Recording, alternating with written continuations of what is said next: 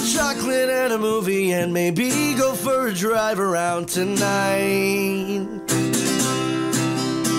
For me, that's just a perfect day to please you and to satisfy your mind. I swear I'm gonna love you and that I will never let you go again. I swear I'm gonna marry you and truly live a life with my best friend. Oh, even though I've lost my way, there's so many things to say to you. I know I'm much too late to apologize to you, but there's a light upon my way on the road to brighter days. And I know, yes I know what I'm gonna do, 'cause even though I've lost my way, there's so many things to say to you. I know I'm much too late to apologize to you, but there's a light upon my way on the road to brighter days. And I know, yes I know what I'm gonna do. I'm coming home to you.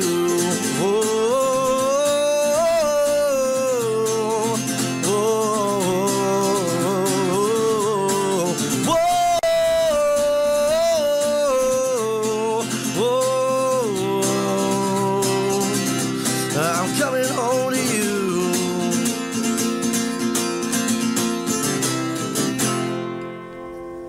Wow. My name is Josh, and you're listening to KXVS, the voice of Stockton, 92.1 FM. Hi, everyone. This is Jocelyn with Breaking Barriers with Art here at KXVS, the voice of Stockton, and I'm your host, Jocelyn, during this lunch hour from 12 to 1 p.m. Wednesdays. Today is going to be a cool day. We've got a really wonderful person here. Her name is Susan Obert, and I know a lot of you know who she is. For those of you that are tuning in, she's with the Haggin Museum here in town, and we're going to be talking about what's been going on over there in the past few months at the Haggin. Also, their reopening, kind of like a reimaging and a new view of the galleries that's happening on October 13th.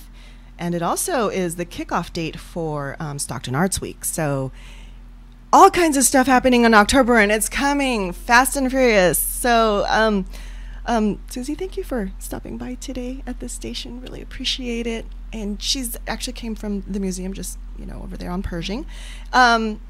So what's going on at the Haggin? There's all kinds of stuff. I mean, the last time I was there was earlier this year to check out the Picasso exhibit, the La Tauromaquia. Yeah.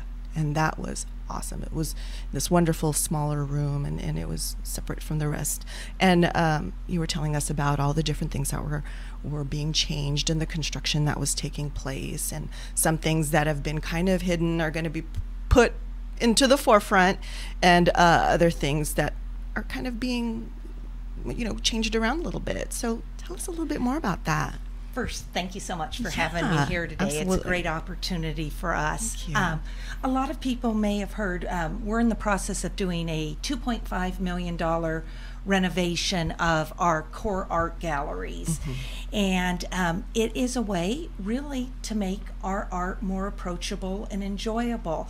We're trying to put the art in a context so people can understand both the Haggin family collecting it, mm-hmm. why this art is important in a history context, and also just to make it more aesthetically pretty. Yes, Mm-hmm. yes. The very first time I actually visited the Haggin was pre-2009, and I'm saying pre-2009 because one of the things that I remember seeing at the Haggin was the mummy downstairs. I think the name was like Eye of Horus, or it had something like that with the mummy, and I just remember it being a lot of history and some art, and things were set up a little bit differently, and I hadn't returned for a while, and then I heard the news in 2009 about how the mummy was moved over to San Francisco, which was fascinating to me because they actually used some of the DNA to find out where this mummy originated from, what location in Egypt it was from, and it's the line of its history, ancestry. So that was really cool. But before that, I didn't really get a chance to visit as much, and so I came back earlier in May. And we checked it out, and Susie was just awesome host to show us around and show us what's been going on. Everything was like still kind of in limbo and being created. So what are some of the things that have changed? The core collection is different. I actually, if you don't mind, I just want to back up and Sure, say what's sort of interesting from our standpoint, and I just share this because it's something that I didn't know when we started this project. Our museum truly is half history and half fine art, and when we wanted to look at the renovations and everything, because we knew we needed to update things and make it more engaging for the visitors, the history galleries are substantially more money to renovate. History galleries to renovate, they say, are about $485 a square foot, whereas the art galleries are $195 a square foot. Plus, our art galleries had never really been, we had what we called tombstone labels that were just artist date and title of the paintings. And so there was nothing really to put it in context. So when we decided that we were going to look at this big project, those are some of the reasons we started with the art collection.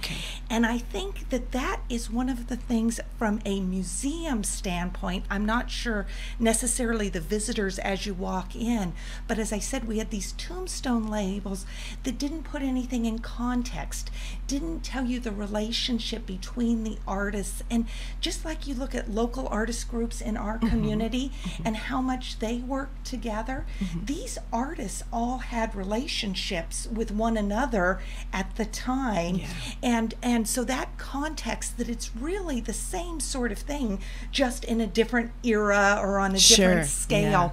And then the Haggin family also socialized with a lot of these artists, and so that context of how the Haggin family, and it's really the Haggin and McKee families, brought this collection together is one of the things that we really needed for context. Right. Another thing that I noticed too, I read that the Haggin also, they came in, settled here, and they also built one of the houses or a residence in San Francisco for those that still need that connection.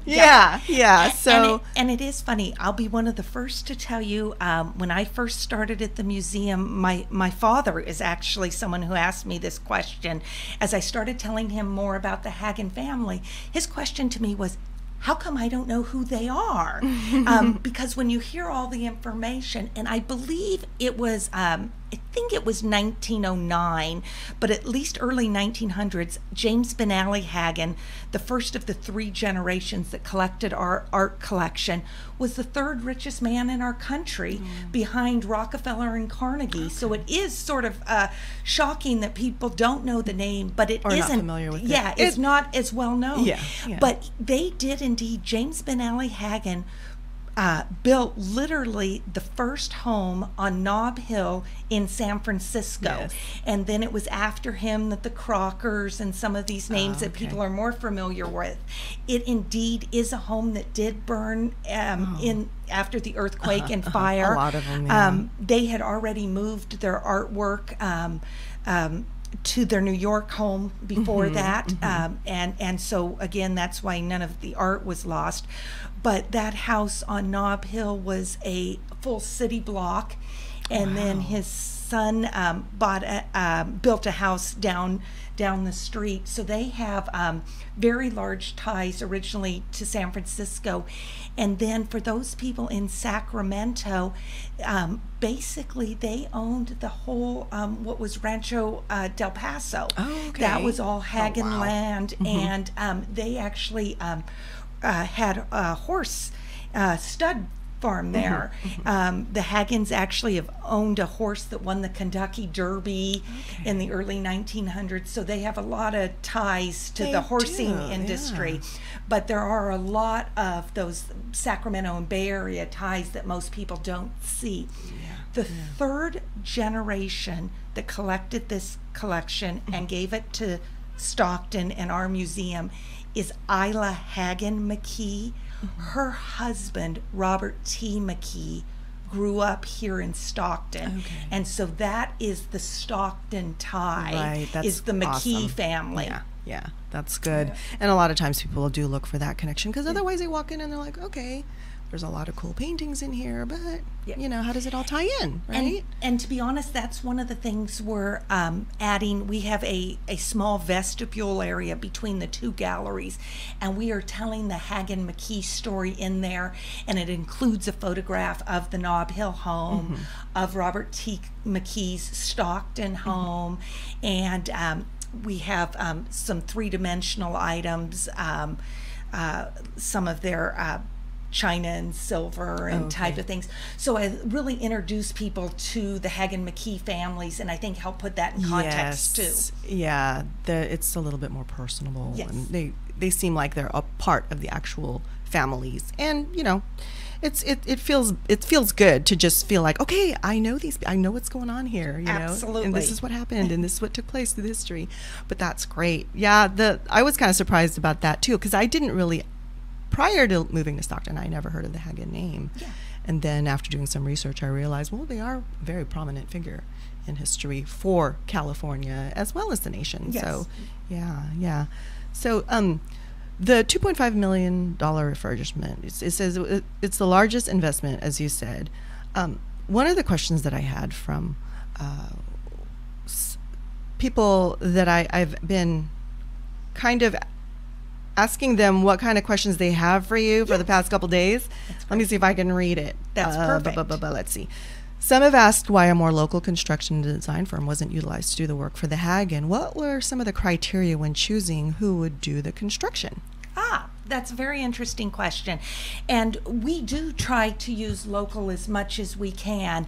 And I will point out that the actual general contractor is Hanley Construction, which is a Stockton-based. And we also used WMB Architects, which is a local-based architect. The museum design firm Gallagher and Associates is an international design firm. They do have an office in San Francisco, and again, we consider ourselves a regional museum, and as we said, there are some ties even to the Bay Area. But the answer is we balanced what their experience was and what we thought they could bring. Obviously, there is not specifically a museum design firm here in our exact community. So we were going to go broader. We did do some interviews. We've actually worked and talked with Gallagher and Associates. Our first conversation with them was in 2011. So they have really helped us get prepared. And to be honest, they helped us think bigger and realize that we could use someone that had some museum experience. We love using, like I say, the local architect and contractor and subs. Also local marketing firm to help us with the rebranding. But it was a nice balance for us. Gallagher and Associates has done museums such as the Reagan Library. Yeah, they've got a wonderful track record. I mean, you've got the Gettysburg Visitor Center there with them, and so their expertise definitely allowed us to think bigger, and it was also wonderful. Patrick Gallagher, who is the owner, personally, I feel like he really connected with our museum. And one of the things that he said, and I feel like with the utmost respect, is he said he gets hired by these bigger museums that want to continue to do more and more and more. And they've sort of maximized what the value of their collection is. And he said, we have this incredible collection that is still more of a secret, and we hate that word at the museum, but then it deserves to be. And so he thought we had so much to work with, and it was invigorating to look at us on that caliber and that scale. And knowing that there's so much more potential than what has been there for so many decades. And I understand that there's part of me that's the Pollyanna side of this, but not only, I feel like we're doing this for Stockton, obviously for the community to enjoy, but to be a real anchor in our community, and credentials behind that help. I love using, again, the local businesses, because being a thriving part of the economy is an important part too. But anyway, I think people will be pleased, and I think the choice of that balance has paid off for us. Nice. Now, for me, I live in the Weston Ranch community, which is in southwest Stockton. A lot of us there are not really familiar yet, or we try to, but we just don't have time. A lot of them are commuters. They commute to the Bay Area, and they're still kind of learning what there is to do here in Stockton. What are the different venues, what are the different activities? And I know that there are some activities that the museum has that are very family oriented. Can you tell us a little bit about that? There's some certain days, I think. Absolutely. Let me just start, because you asked about families. On the second Saturday of every month, we have a program that's called Second Saturdays for Families. And basically, every second Saturday of the month, our education department puts on some activity for kids in the age range of 5 to 12.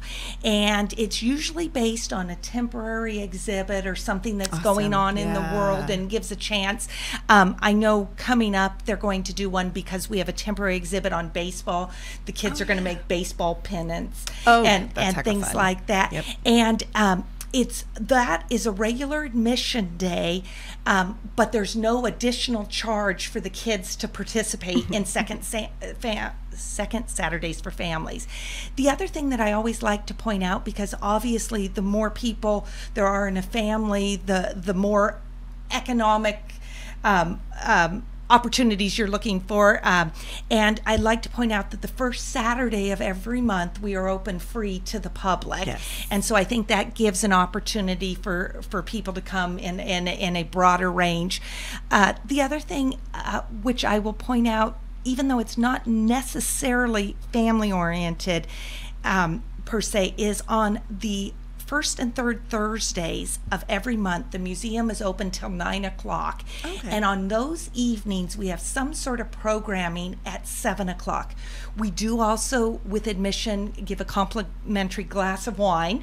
But sometimes those programs are based more on family activities. There's been coloring that there's been adult focused, but there has also been family focused. We also have lectures, of music, a full gamut of programming.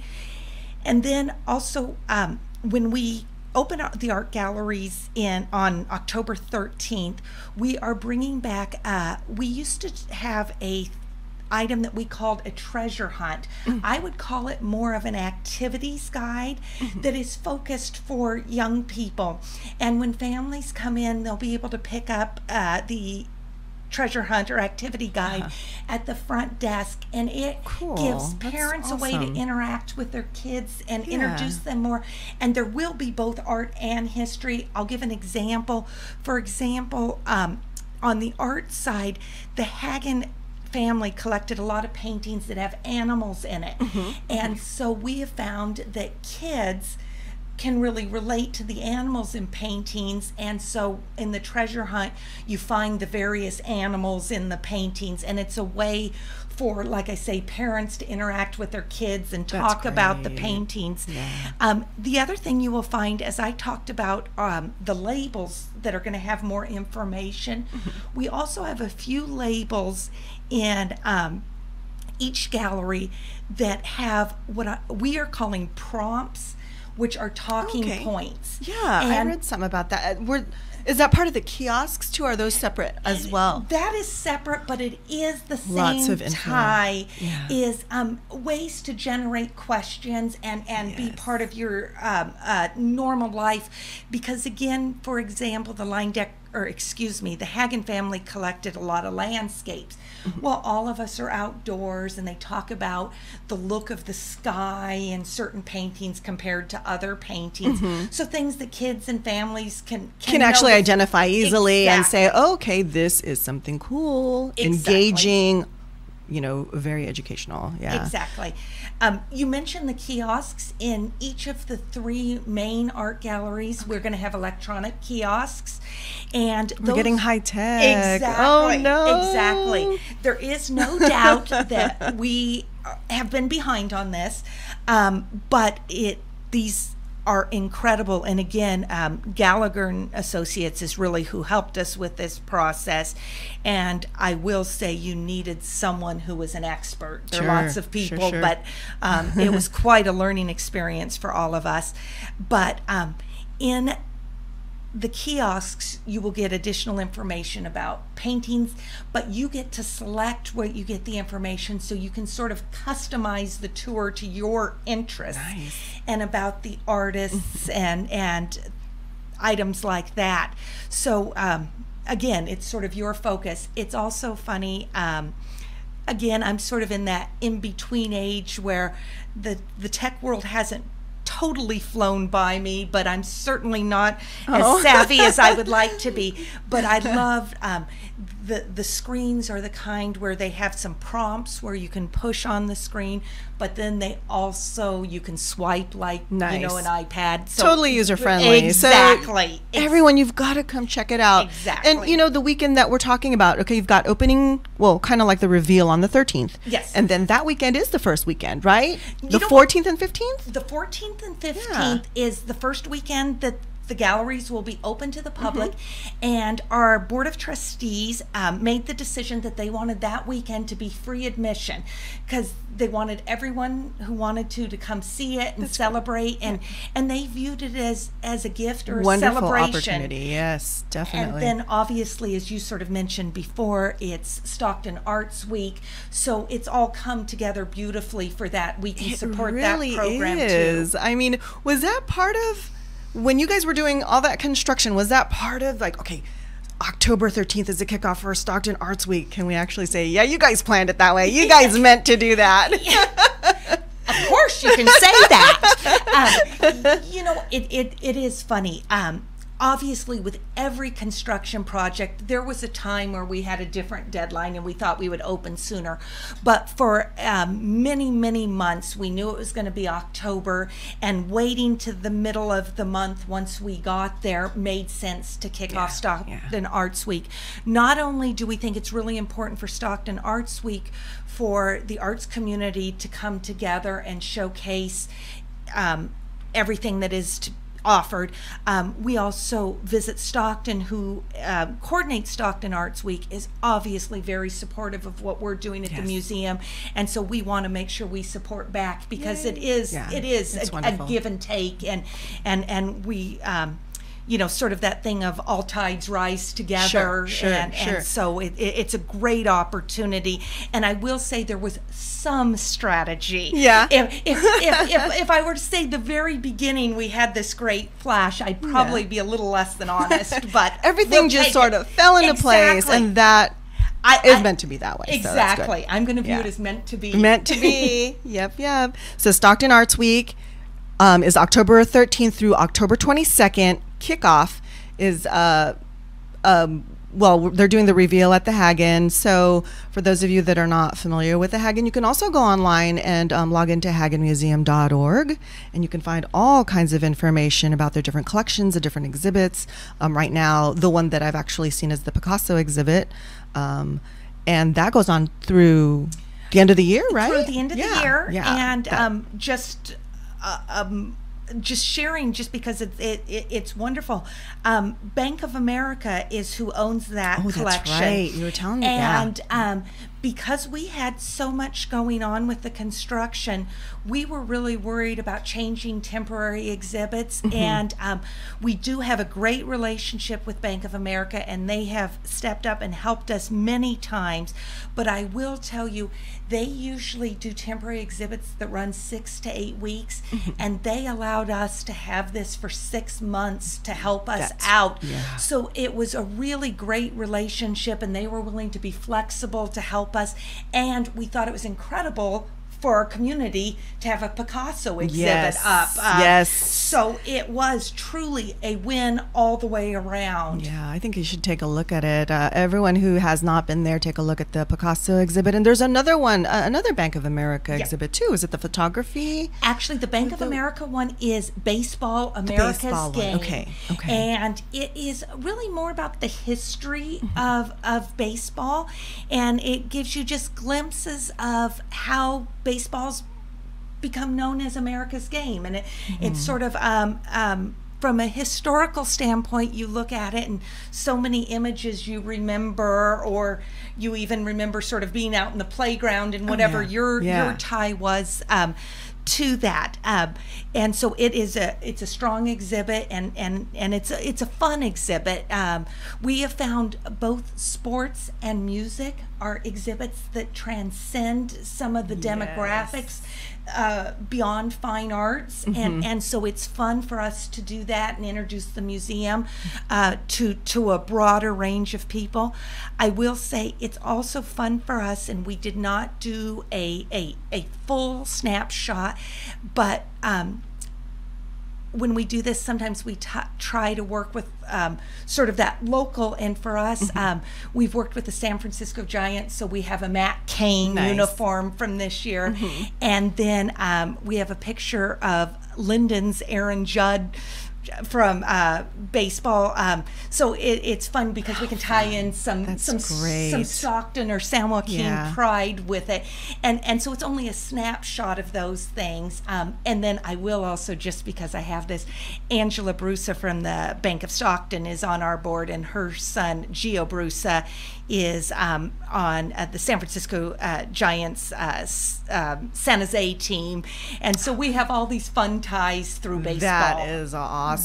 So again, for those of you, especially my neighbors in Weston Ranch area, Weston Ranch is huge. They've got 5,500 residents, and I know that we've got other hosts here that cover a lot of the local stuff too, but I'm trying my best to break those barriers with Weston Ranch and kind of introduce to them all the different things that are happening in the Stockton area. They kind of feel at times maybe a little left out, or because it is Manteca Unified School District, but it is still within the Stockton border. But so there's all the cool stuff going on, you guys. So you need to check it out. The Haggin, I can't wait to see what they've done with the flow. Also, you had mentioned something about maybe the flow and the way it's organized. Yeah. How different is it? It's interesting. As with anyone that goes to a job every day, I'm fortunate. I love my job, but you sort of get blinded to things, and I used to describe the flow as, this floor is split this way and this floor is split that way, and it all made sense to me until we looked with the exhibit designer, and he's like, that makes no sense to anyone. And so what you're going to do is, our front desk had been in the front foyer, and we are actually moving it to the center of the main gallery when you walk in. So you can stand at the desk and get your sort of bearings of the different directions. And then we have identified one specific gallery as an American art gallery, and the other two as European art. So you can sort of see the differences there, and they will be able to guide you more seamlessly through that. The other thing is the electronic kiosks will talk about the paintings that are in that gallery, but then you pick one that you like, and it will tell you why there are similar ones in the art or other galleries. So then you can start to see the ties between the European and American artists too. for that, and it just gives you a lot more your bearings. The other thing is that gallery where you enter, we're going to have a sampling of our paintings, and I would say it's sort of an overview of the paintings. You just walk in one gallery and we think you're going to get a feel of the overview. And so we feel it's more of an introduction to where you're going. So it's all a process, and there is no doubt, if you're really familiar with our history side, you may notice that we're testing a couple of new labels and everything. We definitely are not ignoring the history side, and we hope to do a major renovation. It's still there, right? It's still there. It hasn't changed. Absolutely. You know, for those that are really concerned. But I remember seeing, what was it in the history side? Like I said, we didn't get a chance to look at that part of it when we were there in May, but before that I remember seeing a lot of the Stockton history, like the Caterpillar tractor. Yes. There's a lot of that place is huge. It is. And there are a lot of things like Tilly Lewis, who's known as the Tomato Queen. Her pressure cooker was in another gallery. We have now moved that into where the whole tractor is, so it's still on view, but we've added photographs of her from our archives. So there actually is more history out right now. It's just different. It's organized differently. Yes, and again, it's a process, but you'll see some of these test labels and everything, and so we're just going to keep going at whatever pace we can. That's great. I'm really excited. I can't wait to check it out. We're going to take a real quick break, and then when we come back, I'm going to go over some different events off of my own calendar that I think is going to be really cool to check out during the week, the rest of this week, until we see you again next week. But quick break for now. So see you in a little bit. Did you know one gas lawnmower emits about the equivalent of 40 late model cars? From the Valley Air District, this is your Healthy Air Living Report. Electric mowers are easier to use, lighter, and quieter than gas mowers, with no spills and no emissions. And they work just as well on an average size lawn. Now it's easier than ever to replace your old gas mower with an electric model and get as much as $250 off with Clean Green Yard Machines, the lawnmower trade-in program from the Valley Air District. Just visit the grants section of valleyair.org for program details, an application, and a list of all the participating scrap metal dealers in the San Joaquin Valley where you can turn in your old polluting gas mower.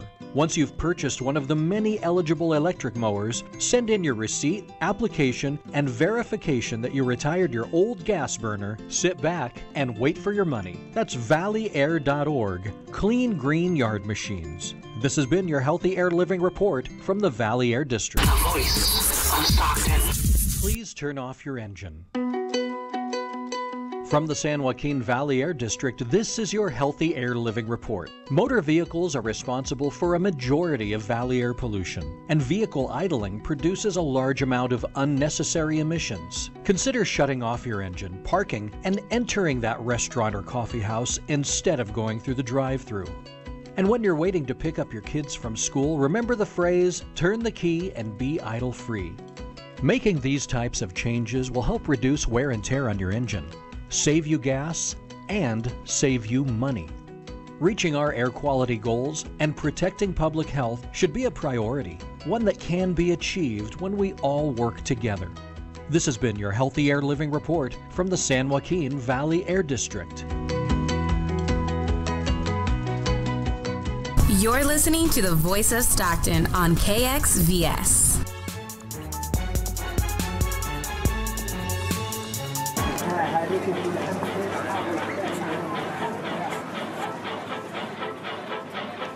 Do you want to relive the golden days of Stockton? Join Nate Knott on Stockton Alive every first and third Monday at 6 p.m. Tune into thevoiceofstockton.org.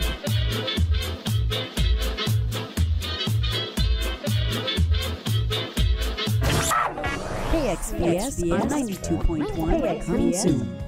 KXVS. Good afternoon. Welcome back to Breaking Barriers with Art. This is Jocelyn, your host, and here with me today is Susan Obert with the Haggin Museum. We're learning about all kinds of stuff going on there, as well as some of the local activities and events going on. So with that being said, I've got a few things on my personal calendar that I want to share with you folks that I think is pretty cool to kind of highlight. On September 30th from 10 a.m. to 4 p.m., there's a Stockton Arts show at the San Joaquin County Fairgrounds. 100 plus classic and custom cars, trucks, live music. There's a kids zone with face painting, a petting zoo. So general admission is $10. Kids 12 and under are free, and seniors 65 and older are free also. So that's September 30th at the San Joaquin County Fairgrounds. Also on September 30th, all the way through October, our favorite little pumpkin maze over there at Deloso Farms on Manthe Road in Lathrop. That's always a favorite. I haven't been there in a couple years, but I think I might do the nighttime flashlight tour thing. Actually, I think that'd be a lot of fun. It would be crazy fun, wouldn't it? And then also on September 30th, the New Earth Expo Holistic Fair, which is taking place at the Unity of Stockton, 2027 West March Lane. And that's from 10 a.m. to 6 p.m. And this one was kind of cool, but I tried calling them to see if I could reserve a spot. It's actually out in Lodi at the Hidden Tea Room, Alice in Wonderland Tea Party, which I think is kind of cool. 310 North California Street in Lodi. Like I said, I tried calling them. They haven't responded back. It may be because their reservations are probably full. But this event takes place from 11 a.m. to 1 p.m. If you want to try and give them a call, it's 209-452-5366. They do have tea parties every weekend. And this one here, this Alice in Wonderland themed one, is $25 per person. Sunday, October 1st, is our very own third annual Chicano Community Program Reunion Car Show. It's going to be at Oak Grove Park on 8 Mile Road. It's $12, which includes a meal, a beverage, a raffle ticket, and children 10 and under are free. Tickets are available here at the station. Come on down to Bedford. Come visit us. Get your tickets. Be there. And then let's see. October 3rd through every Tuesday. So 4 Tuesdays in a row, starting from October 3rd, all through October from 7 to 9, right here, right now, poetry class with Tama Brisbane, $55 for all 4 sessions at the right place. That's at Court Tower, 343 East Main. It's going to be kind of cool. Tama is our poet laureate here for the city of Stockton. So she's incredible. Yes, you guys have to check that out. How to write poetry classes with her, 3rd, 10th, 17th, and 24th of next month. So that is one. I'm definitely going to check that out.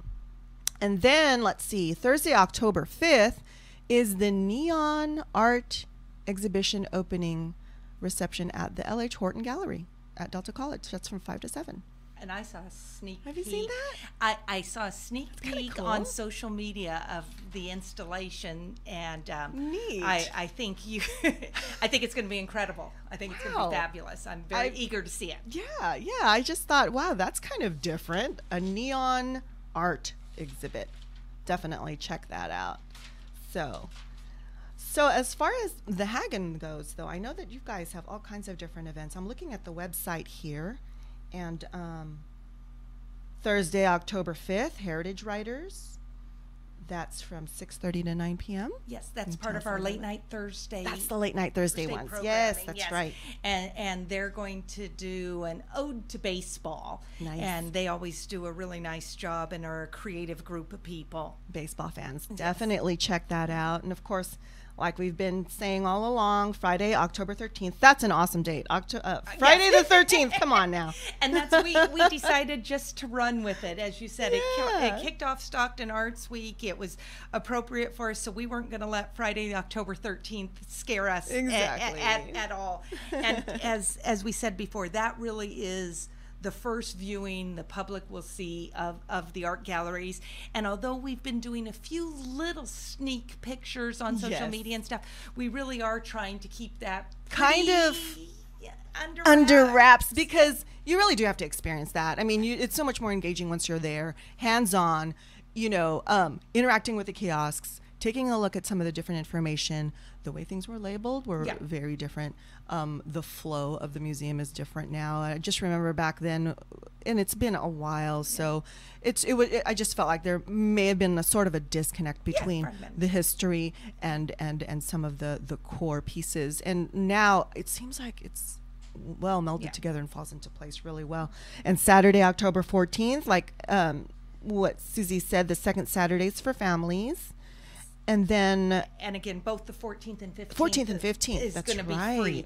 But we will still be doing the second Saturday's programming on the October 14th. So please come see us. We are confident in the changes that we've made, and that you'll want to come back and visit us. So take advantage of the free day. Yep. And then the first and third Thursdays again. The third Thursday is October 19th, and they've got Claudia Russell and Bruce Kaplan duo musicians, it looks like. Yes. Be awesome. And they've been Check there out. before and were very popular. And then it looks like there's a Stockton Chinatown tour on October 21st. Do you know anything about that? You know, it's funny. I don't know a lot about that, but it gives me an opportunity to tell you. We have a Department of Museum Travel, and it is one of our 5 auxiliaries that does various things for the museum. Oh, how fun. And that's every month they do some sort of travel to a cultural or art institution, museum, and it oftentimes a bus trip, and they have speakers, they'll have lunch, and so they are very, very popular and gives people a lot of opportunity. I know a lot of people that go on those, especially when we go to some of the Bay Area museums, or people who don't want to drive to the Bay Area. You get a discount if you're a Haggin Museum member to participate in it, that type of thing. But I would be a chance to see other museums and a great group of people.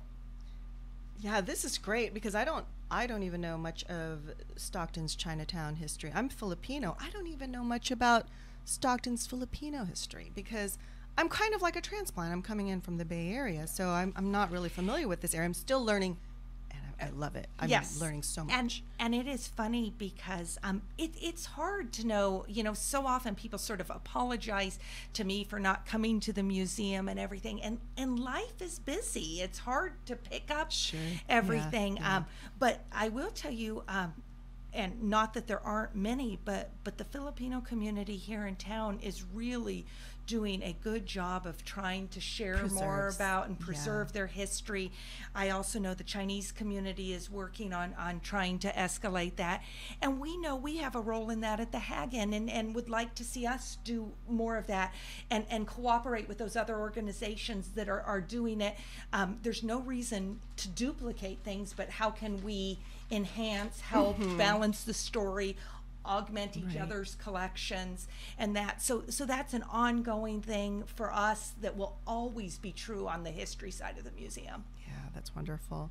My favorite collection, the Leyendecker collection. What can you tell me about the Leyendecker collection? I know that it's awesome. It's just you know what? incredibly influential, and the Haggin has the biggest Leyendecker collection in the world.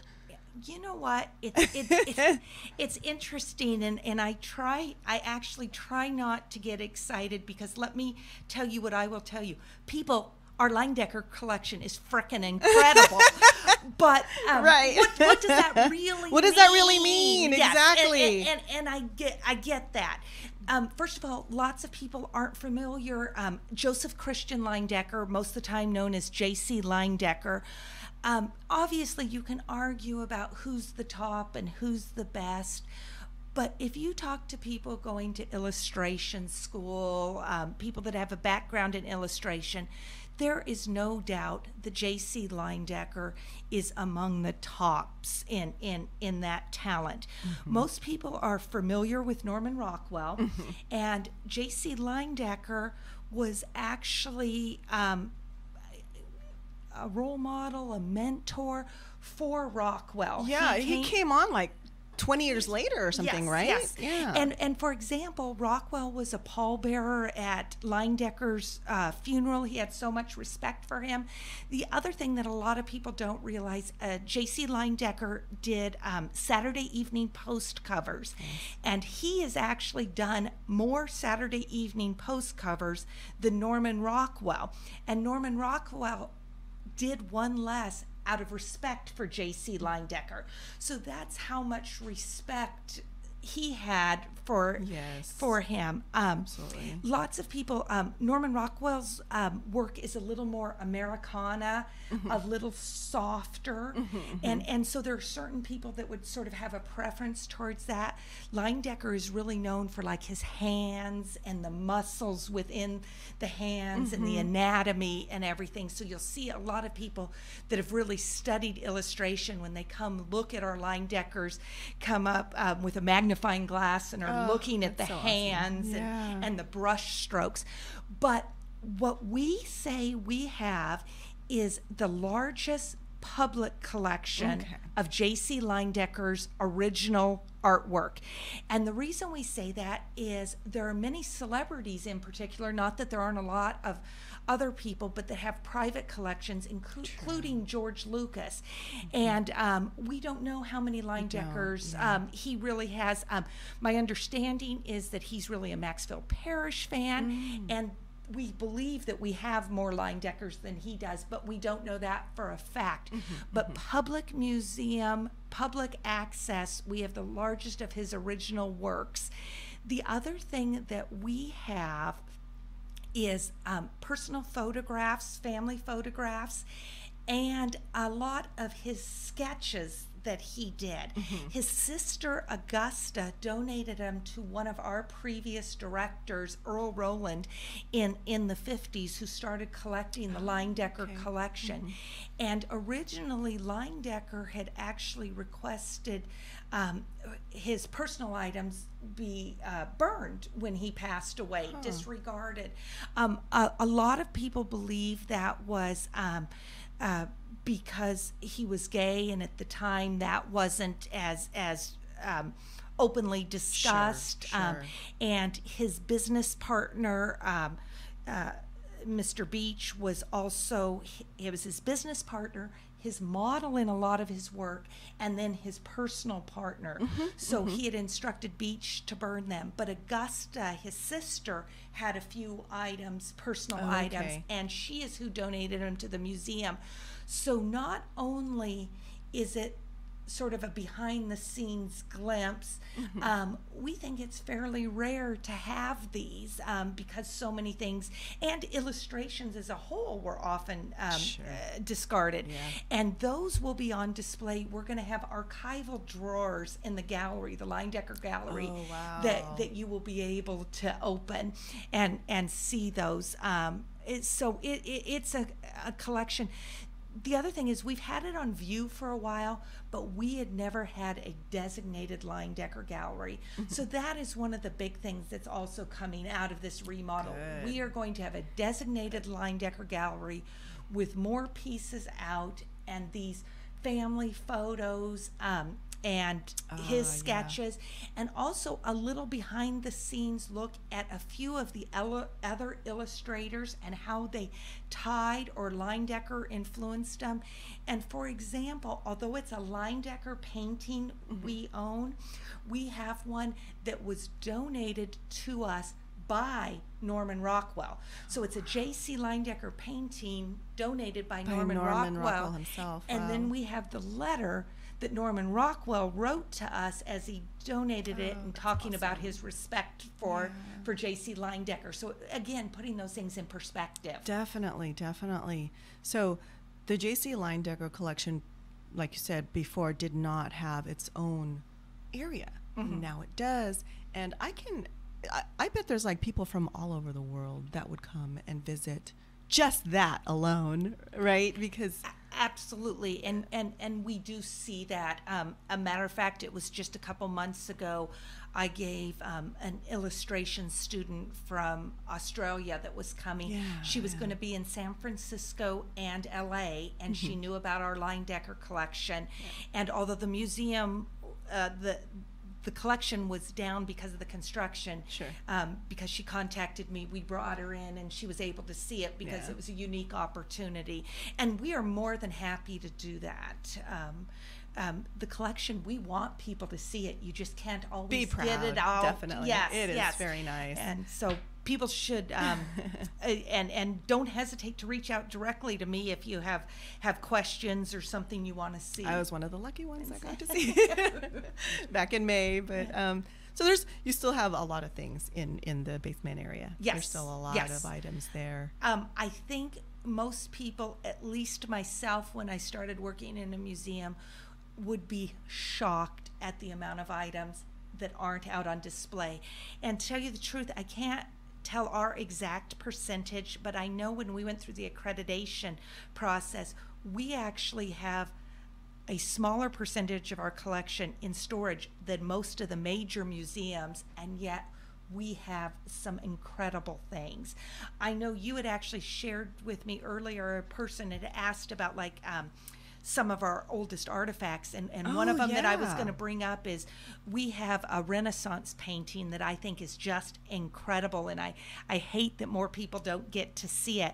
And it the question was, what was the oldest piece of art that you have? And so we had to narrow it down so that we could talk about more of the core, because there's a lot. Exactly. Yeah. And that's this Renaissance piece is from circa 1560, and it is just an incredible piece. But it doesn't go with anything else in our collection. And that's one of the things I love about social media is I'm able to post it on social media and at least get people to enjoy it, because it is an incredible piece. And we're trying to find ways to get more of those things out. And on the history side, the number of things we have is unlimited.